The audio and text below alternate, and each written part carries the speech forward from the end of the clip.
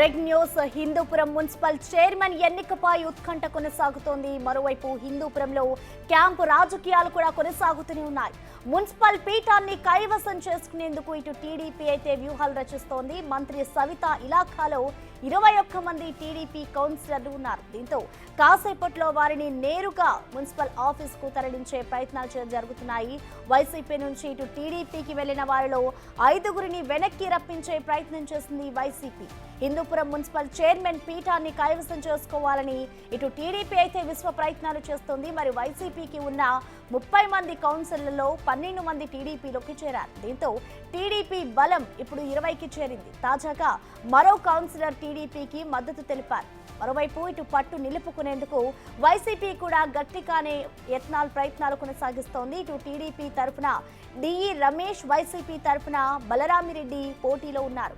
కాసేపట్లో ఎన్నిక ప్రక్రియ ప్రారంభం కానుంది.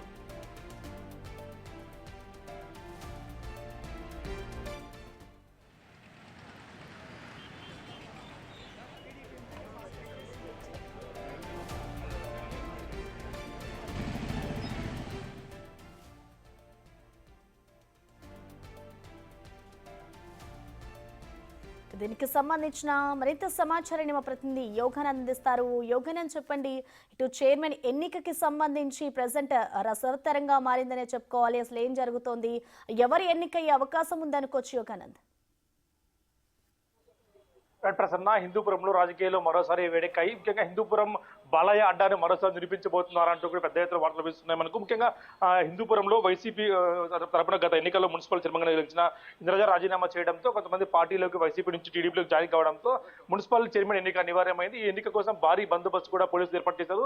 సుమారు 300 మందికి పైగా పోలీసులు బందోబస్తు ఏర్పాటు చేసి జిల్లా హిందూపురం పట్టణంలో కూడా 144 సెక్షన్ కూడా విధించారు. ఎటువంటి అవాంఛనీయ ఘటనలు జరగకుండా పెద్ద ఎత్తున జిల్లా ఎస్పీ రత్న ఆధ్వర్యంలో పోలీసు బందోబస్తు కొనసాగుతోంది. దానికి సంబంధించిన ఏర్పాట్లన్నీ కూడా ఇప్పటికే పూర్తి చేశారు అధికారులు. మరి కాసేపట్లో మున్సిపల్ చైర్మన్ ఎన్నిక కూడా కొనసాగుతుంది. లాంఛనప్రాయమే కానుందో అనేది కూడా మనకి వార్తలు వినిపిస్తున్నాయి. ముఖ్యంగా టీడీపీ తరఫున బలం పెరగడం, టీడీపీ తరఫున ఎమ్మెల్యే బాలకృష్ణ అలాగే ఎంపీ పార్సారథి కూడా ఎక్స్ ఆఫీసర్ మెంబర్ కూడా ఇక్కడే ఉండటంతో వారికి ఖచ్చితంగా బలం పెరిగింది. వారు దానికి తోడు మున్సిపల్ వైస్ చైర్మన్ ఎన్నిక కోసం స్వయంగా హిందూపురం నుంచి ఎమ్మెల్యే బాలకృష్ణ రంగంలోకి దిగడంతో లాంఛనప్రాయమే కారణం తెలుస్తుంది. అయితే ఏమైనా షాక్ ఏమైనా ఇస్తారా వైసీపీ నేతలు ఎవరైనా అనేది కూడా మనం చూడాల్సిన అంశం. ఇప్పటికే మరి కాసేపట్లో పెరుగొండ క్యాంపు నుంచి మంత్రి సవిత ఆధ్వర్యంలో కూడా ఇక్కడ బలగాలు అయితే టీడీపీ కౌన్సిలర్ అంతా కూడా ఇక్కడ చేరుకోనున్నారు. మరి కాసేపట్లో ఎన్నిక ప్రక్రియ ప్రారంభంగా ఉంది. ముహూర్తం బాలయ్య ముహూర్తాలు పాటించారు కాబట్టి ఆ ముహూర్తాలకు అనుగుణంగా 10:45 నిమిషాలకి మున్సిపల్ చైర్మన్ ఎన్నిక మొదలు కావాలని తెలుస్తుంది మనకు. ముఖ్యంగా మరి కాసేపట్లోనే